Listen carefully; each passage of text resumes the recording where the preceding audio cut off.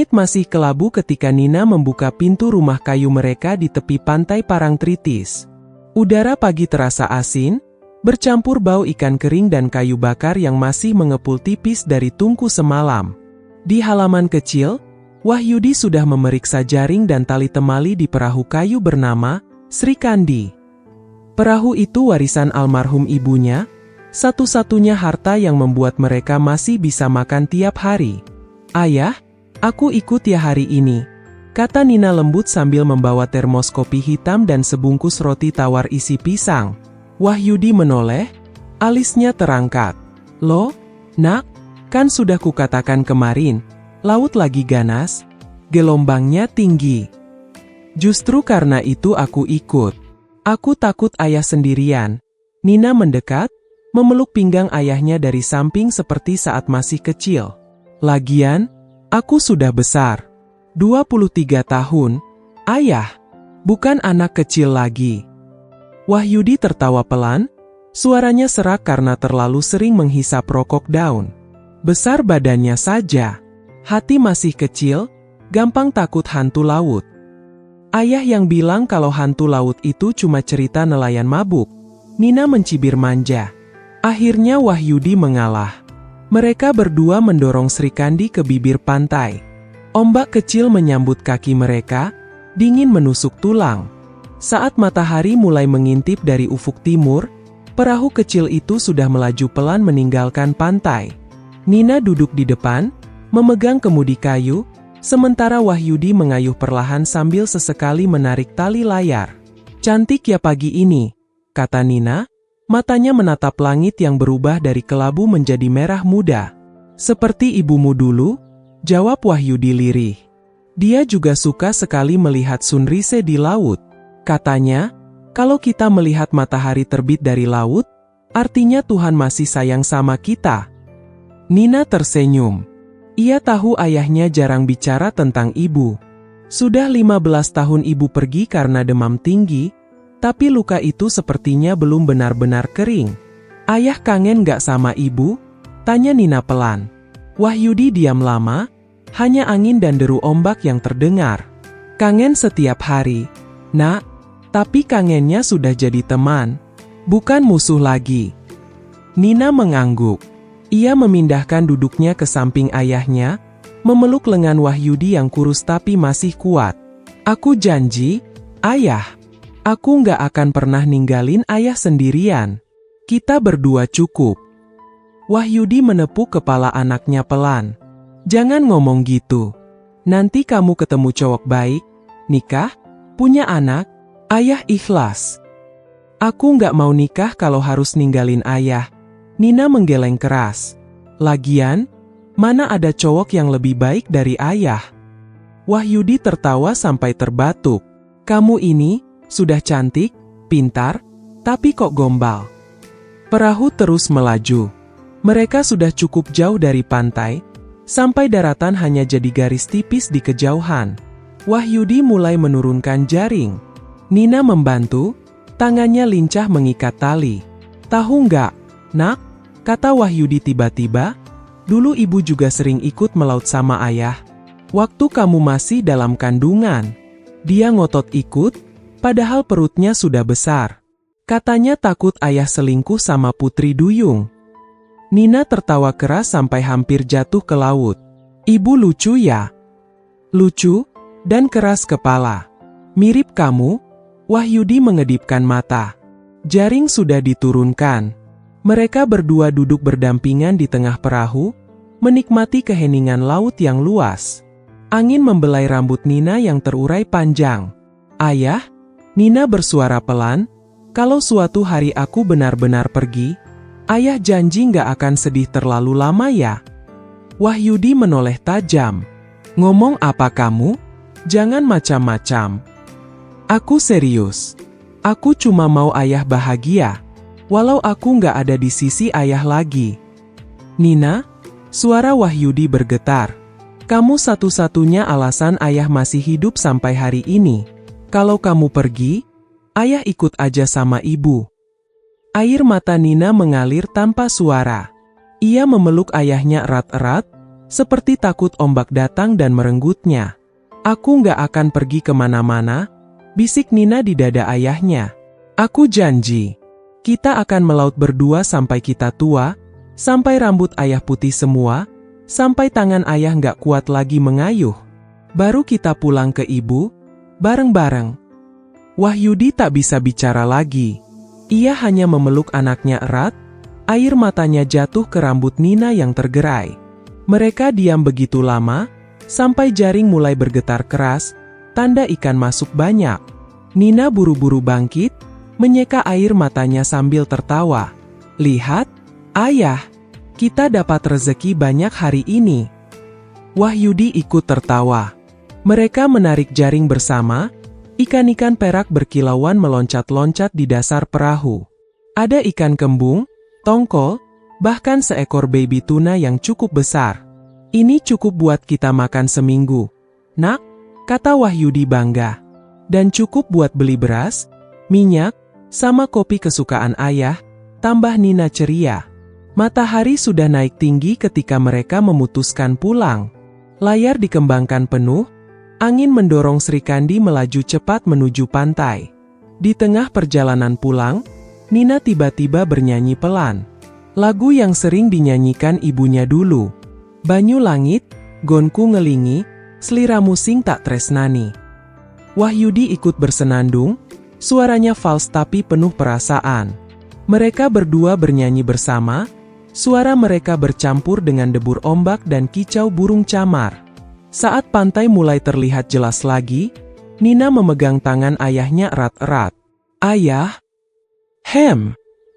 aku sayang ayah, lebih dari apapun di dunia ini. Wahyudi menatap mata anaknya yang bening, penuh cinta. Ayah juga sayang kamu, nak, kamu adalah matahari ayah. Selama kamu ada, ayah nggak butuh apa-apa lagi. Perahu akhirnya bersandar lembut di pasir. Mereka berdua turun, bahu-membahu menyeret jaring penuh ikan ke daratan. Di langit senja mulai jingga, cahayanya memantul di wajah mereka yang basah keringat dan air laut, tapi tersenyum lebar. Di tepi pantai, Nina memeluk ayahnya lagi, kali ini lebih lama. Hari ini, hari paling bahagia dalam hidupku, bisiknya. Wahyudi mengelus rambut anaknya lembut.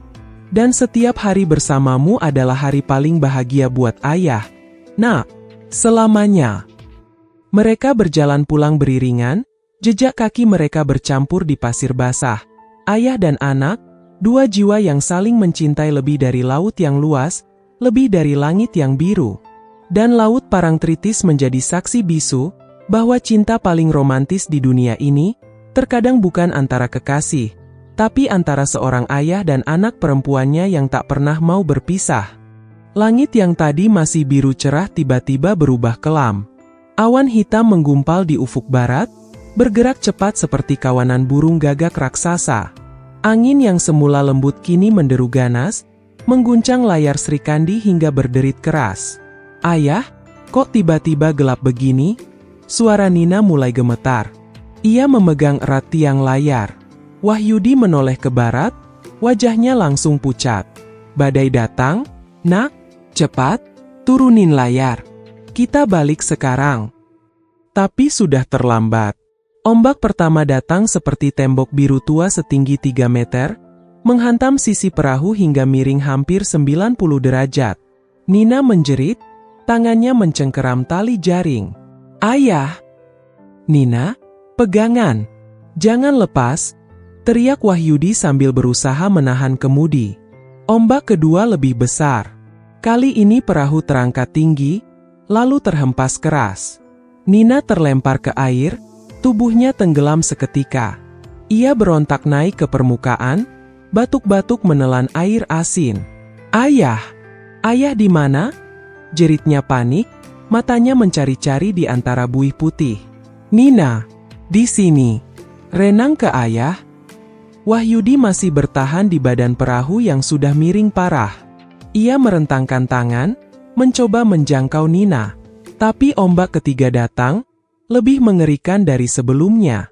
Sri Kandi terbalik sepenuhnya, badan kayunya menghantam kepala Wahyudi dengan keras. Ayah, jerit Nina menyayat.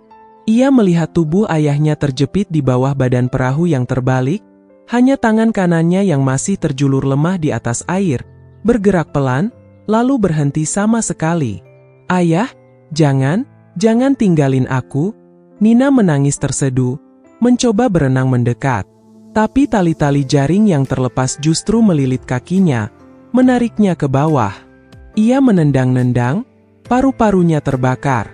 Air masuk ke hidung, ke tenggorokan. Dunia menjadi gelap. Di detik-detik terakhir sebelum kesadarannya hilang, ia masih memanggil, "Ayah, aku sayang ayah." Lalu semuanya hitam. Entah berapa lama ia tak sadar. Ketika Nina membuka mata lagi, ia sudah terdampar di pantai berpasir putih.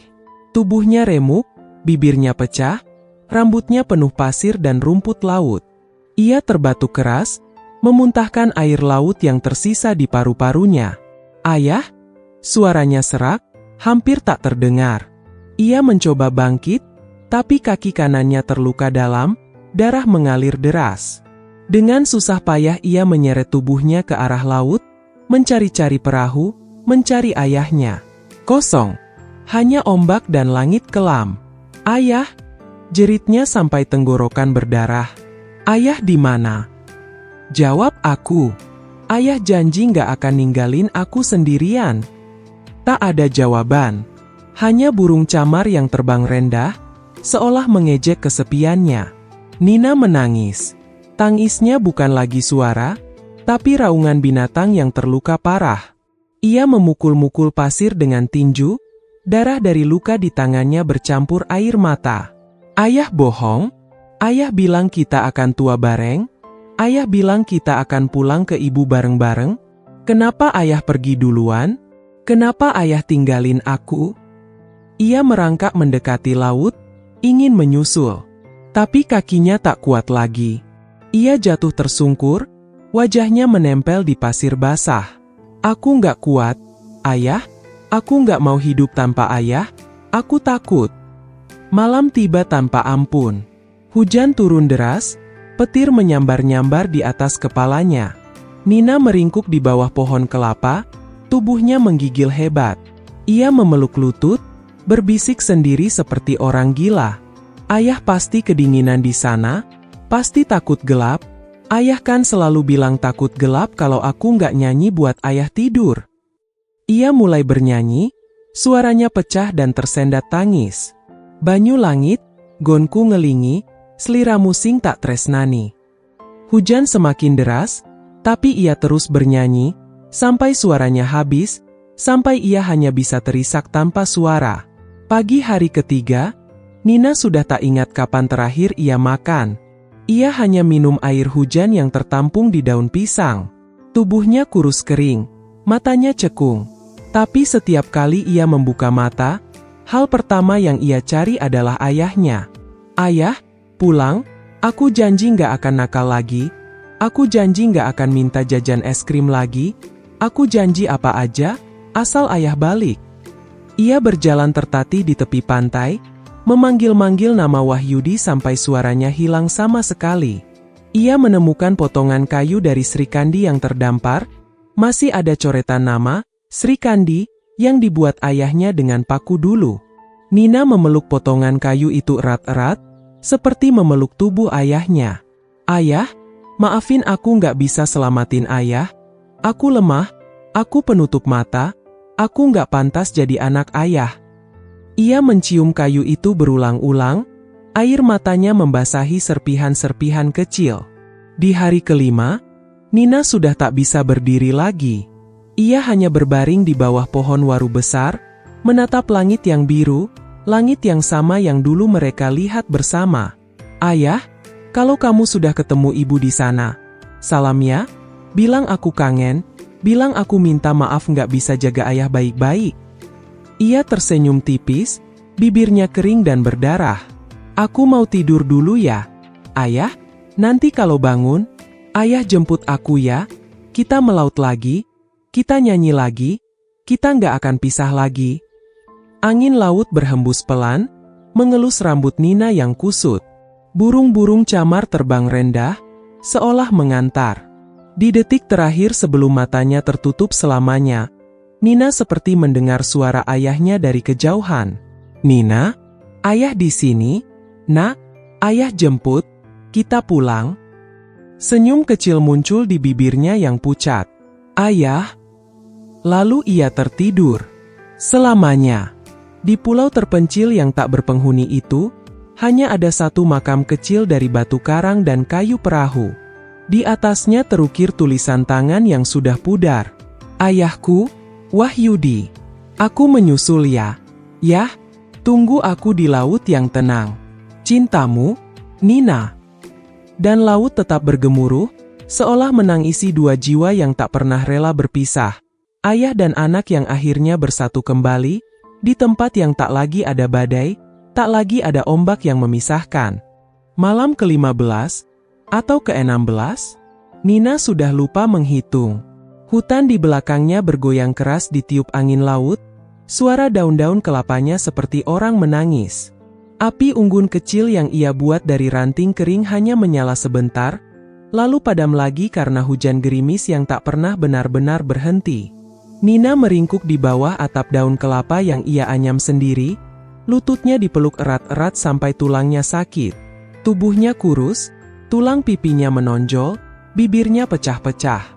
Hanya matanya yang masih hidup, merah, bengkak, dan penuh air mata yang tak pernah benar-benar kering. "Ayah, dingin," bisiknya pada angin, suaranya serak sampai nyaris tak terdengar. "Ayah, aku takut gelap, nyanyi buat aku dong, seperti dulu." Tak ada jawaban. Hanya suara jangkrik dan ombak yang menghantam karang jauh di bawah tebing. Nina menunduk, menggenggam potongan kayu serikandi yang selalu ia bawa kemana-mana. Di kayu itu masih ada goresan nama ayahnya, Wahyudi. Huruf-hurufnya sudah mulai memudar karena air mata yang terlalu sering menetes di atasnya. "Aku janji nggak akan minta apa-apa lagi. Yah, aku janji nggak akan marah kalau ayah lupa beli gula. Aku janji akan makan ikan bakar walau gosong. Asal ayah balik, aku mohon." Tangisnya pecah lagi. Bukan tangis biasa, tapi raungan yang membuat burung-burung kecil terbang ketakutan dari dahan. "Ibu, Ibu yang di surga, lihat aku dong, aku sendirian, aku nggak punya siapa-siapa lagi. Ibu ambil aku aja yuk, aku capek, aku takut, aku nggak kuat." Ia memukul-mukul dada sendiri sampai sesak. Lalu tiba-tiba ia berhenti. Matanya tertuju pada langit yang terbuka di sela-sela daun kelapa. Bintang-bintang bersinar terang malam ini, lebih terang dari yang pernah ia lihat di Parangtritis. Nina tersentak. Ia ingat kata-kata ayahnya dulu, setiap kali ia takut gelap kecil. "Kalau kamu takut, lihat bintang, nak. Bintang itu mata orang-orang yang kita sayang yang sudah di surga. Mereka lagi ngawasin kita. Jadi kita nggak pernah benar-benar sendiri." Perlahan, dengan tubuh gemetar, Nina berlutut di atas pasir yang masih basah. Ia menengadahkan wajah, air mata mengalir ke telinganya. "Ya Tuhan," suaranya pecah, "aku tahu aku anak durhaka, aku sering ngeluh capek melaut, aku sering ngambek kalau ayah lupa ulang tahunku. Aku sering bohong bilang gak lapar padahal perutku keroncongan, maafin aku, ya Allah." Ia menarik napas tersendat-sendat. "Tapi aku mohon, satu keajaiban aja, satu aja, tolong selamatin aku dari pulau ini, tolong antar aku pulang. Aku mau kubur ayah dengan tanganku sendiri. Aku mau kasih bunga di makamnya setiap hari. Aku mau bilang ke ayah aku sayang dia setiap pagi. Aku janji akan jadi anak yang baik. Aku janji nggak akan minta apa-apa lagi selamanya." Angin tiba-tiba berhenti. Hutan menjadi sunyi senyap. Hanya suara Nina yang terdengar, semakin keras, semakin putus asa. "Ya Allah, kalau aku memang harus mati di sini, tolong satukan aku sama ayah dan ibu. Aku nggak mau hidup kalau nggak ada mereka. Aku nggak mau bangun setiap pagi kalau nggak ada suara ayah teriak, 'Nina, kopinya sudah jadi belum?' Aku nggak mau." Ia jatuh tersungkur, dahi menempel pasir. Tangan kanannya terangkat ke langit, Jari-jarinya gemetar. "Tolong, aku mohon, kasih aku tanda. Apa saja, aku janji akan percaya, aku janji akan kuat, aku janji nggak akan nangis lagi, tolong, aku sendirian." Beberapa detik hening. Lalu, tiba-tiba, cahaya kuning kecil, berkedip-kedip, muncul dari arah laut. Jauh sekali, tapi jelas. 1, 2, 3 detik kemudian berkedip lagi. Seperti lampu kapal. Nina membeku. Matanya membelalak.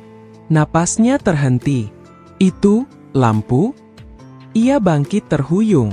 Kakinya lemas, tapi ia memaksa berlari ke tepi tebing kecil yang menghadap laut lepas. Tangan kirinya memegang potongan kayu serikandi erat-erat di dada. Cahaya itu, kapal beneran? Ia menangis lagi, tapi kali ini tangis bahagia bercampur takut. Takut itu hanya halusinasi. Takut itu hanya petir jauh. Ya Tuhan, kalau itu beneran kapal, aku janji akan jadi orang paling baik di dunia. Aku janji akan jaga anak yatim. Aku janji akan cerita ke semua orang betapa baiknya Engkau. Lampu itu semakin dekat. Sekarang ia bisa mendengar suara mesin samar-samar, bercampur debur ombak. Nina menjerit sekuat tenaga, suaranya serak tapi penuh harapan. "Tolong! Di sini! Tolong! Ada orang! Tolong selamatin aku!" Ia melambai-lambai kedua tangan, tubuhnya hampir jatuh dari tebing. Air mata mengalir deras, tapi mulutnya tersenyum lebar, giginya gemetar. Nina yang sudah berjuang sekuat tenaga akhirnya sia-sia. Kapal penyelamat tidak mendengar jeritan Nina. Nina yang sudah kehabisan tenaga akhirnya pasrah. Jika memang ini sudah menjadi takdir hidupnya, lantas dia berjalan gontai masuk ke dalam hutan kembali. Api unggun kecil menari-nari di depan Nina, menyinari wajahnya yang kurus dan penuh goresan. Ia baru saja berhasil menangkap 2 ekor ikan karang dengan tombak yang dibuat dari bambu dan paku berkarat. Bau ikan bakar menguar, sedikit menghibur perutnya yang sudah berhari-hari hanya diisi kelapa muda. "Ayah pasti seneng kalau lihat aku bisa bakar ikan sendiri," gumamnya sambil memutar-mutar tusuk ikan di atas bara. "Ayah kan selalu bilang, Nina, suatu hari kamu harus bisa hidup tanpa ayah." Aku benci waktu ayah bilang gitu, tapi sekarang aku beneran sendirian. Air matanya menetes lagi, jatuh ke bara hingga berdesis kecil. "Tapi aku janji, ya, besok kalau ada kapal, aku pulang, aku bawa pulang nama ayah. Aku nggak akan biarin ayah tenggelam sendirian di laut." Angin malam tiba-tiba berubah arah. Bau amis ikan bakar bercampur bau lain, bau basah, liar, bau binatang buas. Nina menegang. Rambut di tengkuknya berdiri. Dari balik pohon waru tua yang besar, 2 mata kuning menyala terang. Lalu langkah berat. Lalu tubuh besar berbelang oranye hitam muncul perlahan, harimau. Yang terbesar yang pernah Nina lihat dalam hidupnya. Bahkan di kebun binatang pun tidak ada yang sebesar ini. Tingginya hampir setinggi dada Nina, otot-ototnya bergelombang di bawah bulu tebal. Nina menjerit kecil.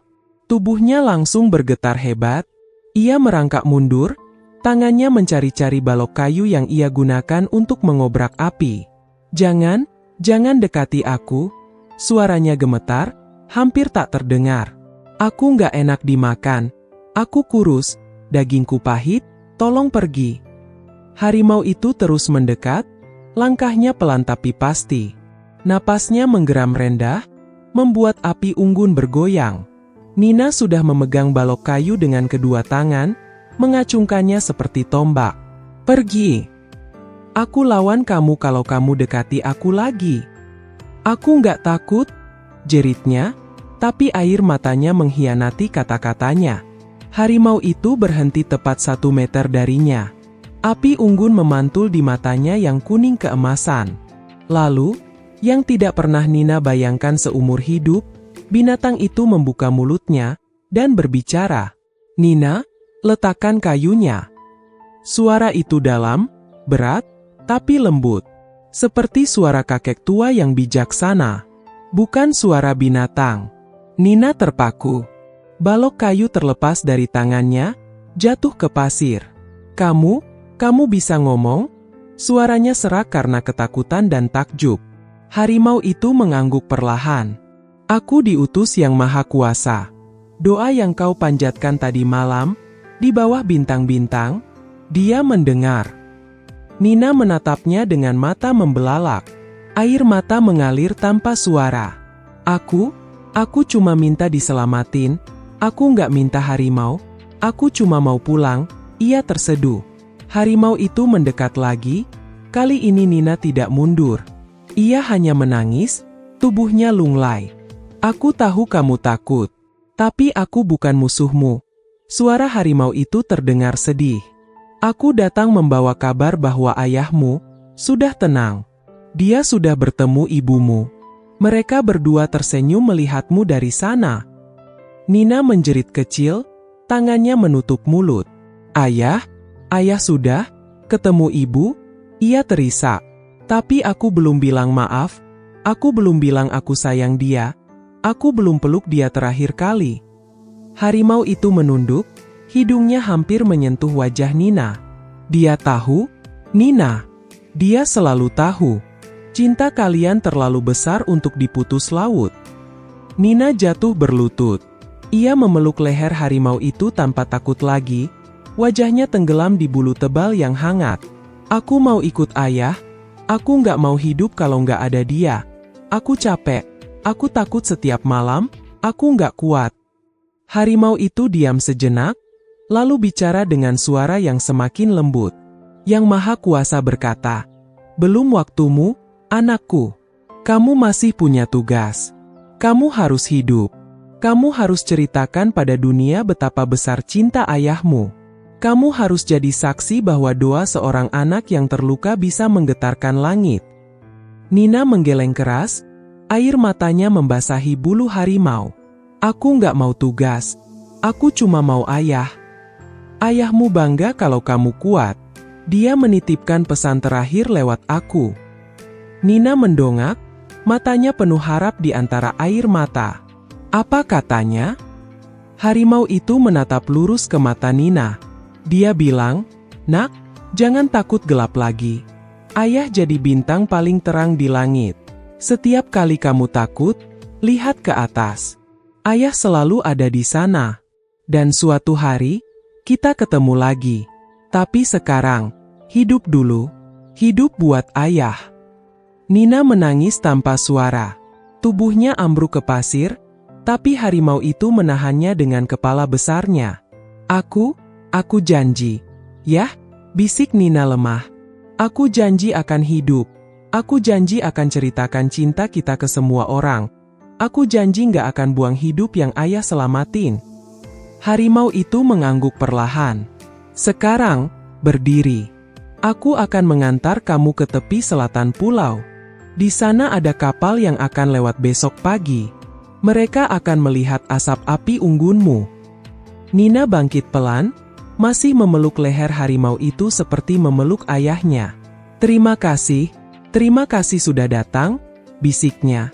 Harimau itu berbalik, tubuh besarnya bergerak anggun di antara pepohonan. Ikuti aku, anak manusia. Malam ini adalah malam terakhirmu di pulau ini. Nina berjalan di samping harimau itu, tangan kecilnya tenggelam di bulu tebalnya. Api unggun dibiarkan padam perlahan di belakang mereka. Di tengah hutan gelap, untuk pertama kalinya setelah berminggu-minggu, Nina tidak takut lagi. Karena di sampingnya berjalan keajaiban hidup, utusan Tuhan yang berwujud harimau, yang membawa pesan cinta dari ayahnya yang sudah jadi bintang. Dan di atas mereka, satu bintang bersinar paling terang, seolah berkedip memberi tanda. Ayah di sini, nak. Pulanglah. Ayah menunggu ceritamu. Pintu rumah kayu kecil di tepi Parangtritis terbuka pelan. Cahaya pagi yang lembut menyelinap masuk, menerangi wajah Nina yang kurus kering, rambutnya kusut, bajunya compang-camping. Di sampingnya, berjalan anggun seekor harimau jantan raksasa, bulu oranye hitamnya berkilau seperti sutra. Matanya kuning keemasan, penuh kebijaksanaan yang tak bisa dijelaskan. Di halaman, tetangga-tetangga sudah berkumpul sejak subuh. Mereka datang membawa anyaman tikar dan makanan, mau mengantar doa untuk Nina dan Wahyudi yang dikabarkan hilang di laut. Tapi saat pintu terbuka, semua terdiam. Napas tertahan. Ada yang menjerit kecil. "Ya Tuhan, harimau! Ambil parang! Cepat! Jangan dekati anak itu!" Dalam sekejap, puluhan orang berlarian mengambil celurit, bambu runcing, bahkan senapan angin tua. Anak-anak menangis ketakutan. Ibu-ibu memeluk erat anaknya. "Tunggu! Jangan!" Nina berteriak sekuat tenaga, suaranya serak tapi penuh kuasa. Ia melangkah ke depan, berdiri di antara harimau itu dan orang-orang yang ia kenal sejak kecil. "Jangan sentuh dia. Dia yang selamatin aku. Dia yang bawa aku pulang." Mbah Suro, tetua kampung, mengangkat tangan gemetar. "Nina, mundur. Nak, itu harimau, dia bisa makan kamu hidup-hidup." Nina menangis, tapi matanya tegas. Ia memeluk leher harimau itu erat-erat, wajahnya tenggelam di bulu hangatnya. "Ini bukan harimau biasa, Mbah, dia bisa bicara, dia utusan Tuhan, dia yang jemput aku dari pulau itu, dia yang kasih tahu kalau ayah sudah tenang di surga." Orang-orang saling pandang, bingung, takut, tapi juga tak tega. Ada yang mulai menangis. Mereka ingat betapa dekatnya Nina dan Wahyudi. Betapa mereka hanya punya satu sama lain sejak ibunya meninggal. "Nina, kamu yakin?" tanya Bu RT dengan suara bergetar. "Kamu nggak gila karena kelamaan di laut, kan, Nak?" Nina menggeleng keras. Air matanya mengalir ke bulu harimau. "Aku waras, Bu. Aku tahu orang-orang gak akan percaya. Tapi dengar aku dulu. Tolong." Ia menarik napas dalam-dalam, lalu mulai bercerita dengan suara tersendat. "Setelah kapal kami terbalik, aku terdampar sendirian, aku menangis setiap malam, aku hampir menyerah, aku berdoa minta keajaiban, dan malam itu, dia datang. Dia bilang doaku didengar Tuhan. Dia bilang ayah sudah ketemu ibu. Dia bilang ayah bangga sama aku." Suara Nina pecah. Ia menangis terseduh, tubuhnya gemetar. "Dia temani aku berjalan malam-malam di hutan, dia lindungi aku dari binatang lain. Dia bawa aku ke tepi selatan, pagi harinya kapal nelayan menemukanku. Kalau nggak ada dia, aku sudah mati, Bu, sudah jadi tulang belulang di pulau itu." Harimau itu hanya diam, kepalanya menunduk lembut, seolah ikut bersedih. Seorang bapak muda yang dulu sering melaut bareng Wahyudi menangis terseduh. "Ya Allah, jadi Pak Wahyudi, beneran sudah nggak ada?" Nina mengangguk pelan. "Ayah, nggak selamat, dia tertimpa perahu. Aku cuma bisa selamat karena dia lindungi aku sampai detik terakhir." Tangis pecah di mana-mana. Ibu-ibu memeluk satu sama lain. Anak-anak menangis karena ikut-ikutan. Tapi lihat, Nina menunjuk harimau itu dengan tangan gemetar.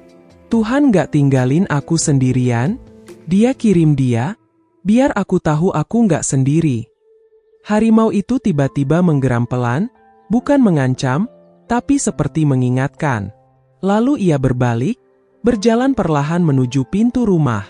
Semua orang mundur ketakutan, tapi Nina mengikuti. "Tunggu, kamu mau kemana?" tanya Nina panik. Harimau itu berhenti di ambang pintu kamar Nina, kamar kecil yang dulu ia bagi dengan ayahnya. Ia menoleh, mata kuningnya berkaca-kaca, seolah menangis. "Waktuku sudah selesai, anak manusia." Suara itu kembali terdengar, dalam, penuh kehangatan, tapi kali ini semua orang mendengarnya. Jeritan kecil terdengar dari kerumunan. "Ya Tuhan, dia bicara." Nina berlari, memeluk leher harimau itu lagi. "Jangan pergi, aku mohon, aku masih takut malam, aku masih mau ada yang jaga aku." Harimau itu menggosokkan kepalanya lembut ke pipi Nina. "Aku cuma perantara. Tugasanku sudah selesai. Sekarang, kamu harus kuat. Kamu harus hidup. Bawa cerita ayahmu kemana-mana. Biar orang tahu, cinta seorang ayah bisa menggetarkan langit. Air mata Nina mengalir deras. Terima kasih sudah jemput aku. Terima kasih sudah jadi teman aku. Terima kasih sudah bawa pesan ayah. Harimau itu mengangguk, lalu melangkah masuk ke dalam kamar kecil itu. Cahaya putih lembut tiba-tiba memenuhi ruangan. Semua orang menutup mata karena silau. Ketika cahaya reda, harimau itu sudah hilang. Yang tersisa hanya sehelai bulu oranye hitam besar di lantai, dan satu bintang kecil yang berkilau di langit-langit kamar, meski saat itu masih siang hari. Nina jatuh berlutut, memungut bulu itu, menciumnya berkali-kali. Ayah, aku pulang, aku bawa teman yang kamu kirim, aku janji akan hidup, aku janji akan ceritakan cinta kita. Di luar, orang-orang masih bengong. Lalu satu persatu, mereka masuk, memeluk Nina erat-erat. Tak ada lagi yang takut. Hanya tangis syukur dan duka bercampur. Malam itu, seluruh kampung berkumpul di rumah Nina. Mereka duduk melingkar, mendengar Nina bercerita berulang-ulang tentang ayahnya, tentang badai, tentang harimau yang bicara, tentang keajaiban yang tak pernah mereka bayangkan. Dan di atas atap rumah kayu itu, bintang paling terang bersinar sepanjang malam. Seolah Wahyudi sedang tersenyum dari sana, berkata pelan, "Nak, ayah bangga sama kamu. Kamu nggak sendiri lagi. Ayah selalu di sini. Selamanya."